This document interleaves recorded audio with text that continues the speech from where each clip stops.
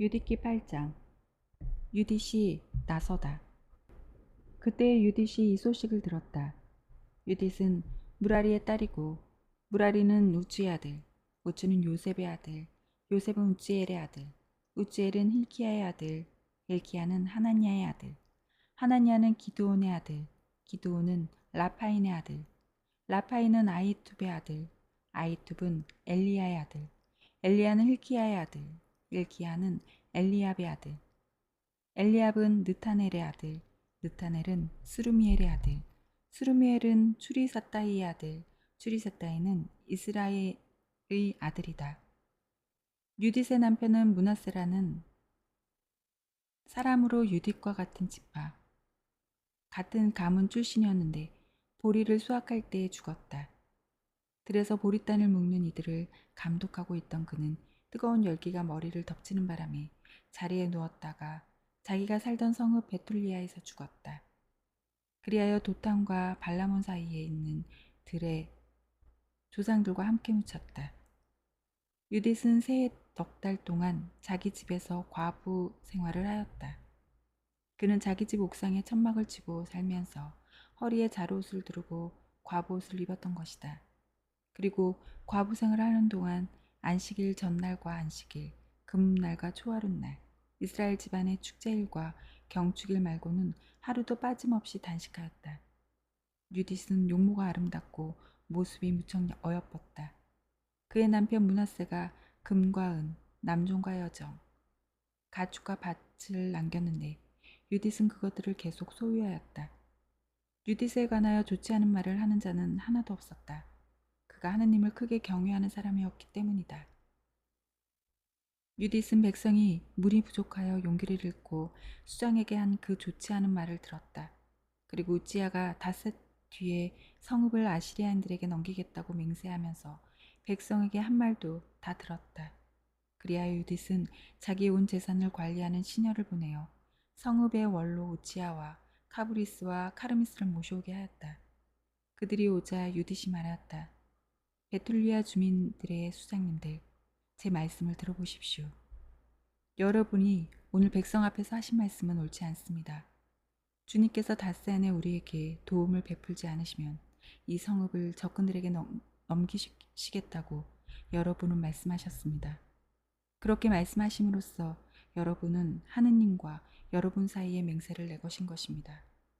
도대체 여러분이 무엇이기에 이렇게 오늘 하느님을 시험하시고 사람에 지나지 않으면서 어떻게 하느님의 자리에 서시는 것입니까? 지금 여러분은 전능하신 주님을 시험해 보시지만 끝내 아무것도 알아내지 못하실 것입니다. 여러분은 사람 마음의 깊은 곳을 찾아내지도 못하시고 그 속생각들을 알아차리지도 못하십니다. 그러면서 어떻게 그 모든 것을 만드신 하느님을 세밀히 살펴보시고 그분의 생각을 알아내시며 그분의 계획을 헤아릴 수 있다는 말입니까? 안 됩니다. 형제 여러분, 주 우리 하느님을 노엽게 해드리지 마십시오. 하느님께서는 닷새 안에 우리를 도우실 뜻이 없으시더라도 당신께서 원하시는 때에 우리를 보호하실 수 있는 권능을 또 적군들 앞에서 우리를 전멸시킬 수 있는 권능을 가지고 계십니다. 주 우리 하느님의 뜻을 담보로 잡지 마십시오. 하느님께서는 사람과 달리 협박할 수 있는 대상이 아니시고 인간과 달리 부추길 수 있는 대상이 아니십니다. 그러니 하느님에게서 구원이 오기를 고대하면서 우리를 도와주십사고 그분께 간청합시다. 당신 마음에 드시면 우리의 목소리를 들어주실 것입니다. 사실 우리 세대에는 우리의 어느 지파, 어느 가문에서도 또 어느 시족, 어느 성읍에서도 이전처럼 손으로 만든 신들에게 경배하는 일이 일어난 적이 없고 오늘날에도 일어나지 않고 있습니다. 바로 그 일 때문에 우리 조상들은 사륙과 약탈을 당하고 우리의 적들 앞에서 무참히 파멸하였습니다. 그러나 우리는 그분 말고는 다른 신을 알지 못합니다.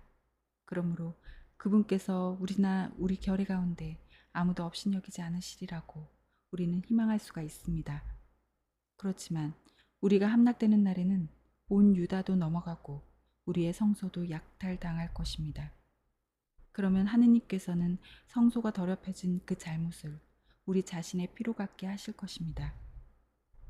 그분께서는 우리가 어디에서 종살이를 하든지 그곳의 이민족들 사이에서 동포들이 학살당하고 온 나라가 유배로 끌려가고 상속토지가 황폐해지는 일이 우리에게 들이닥치게 하실 것입니다.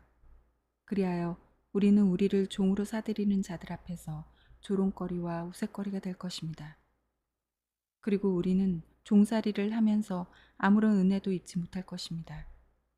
주 우리 하느님께서는 그것을 치욕으로 돌려놓으실 것입니다. 그러니 이제 형제 여러분, 우리가 동포들에게 모범을 보입시다. 그들의 목숨이 우리에게 달려있고 성소가 하느님의 집과 제단이 우리에게 좌우되기 때문입니다. 모든 것이 그러하더라도 주 우리 하느님께 감사를 드립시다. 그분께서는 우리 조상들에게 하신 것처럼 지금 우리도 시험하고 계십니다. 하느님께서 아브라함에게 어떻게 하셨는지, 이삭을 어떻게 시험하셨는지, 그리고 야곱이 시리아의 메소포타미아에서 외숙 라반의 양떼를 칠 때에 무슨 일이 일어났는지 생각해 보십시오.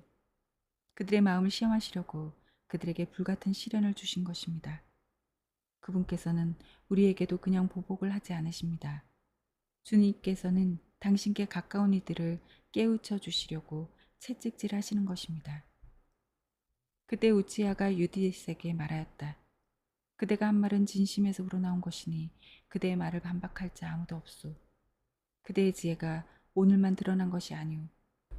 그대의 생애가 시작될 때부터 온 백성이 그대의 슬기를 또 그대의 마음씨가 얼마나 고운지를 다 알아왔소. 이 백성은 너무 목이 말라 우리가 자기들에게 약속한 것을 실행하도록 또 우리가 어길 수 없는 맹세를 하도록 강요한 것이오. 그대는 신심 깊은 여인이니 이제 우리를 위하여 기도해 주시오. 그러면 주님께서 동굴들이 가득 차게 비를 내려 주셔서 우리가 더 이상 기력을 잃지 않을 것이오. 유디시 그들에게 말하였다. 제 말씀을 들으십시오. 저는 대대로 우리 결의 자손들에게 남을 일을 하려고 합니다. 오늘 밤 여러분은 성문 곁에 서 계십시오. 그러면 저는 시녀를 데리고 밖으로 나가겠습니다.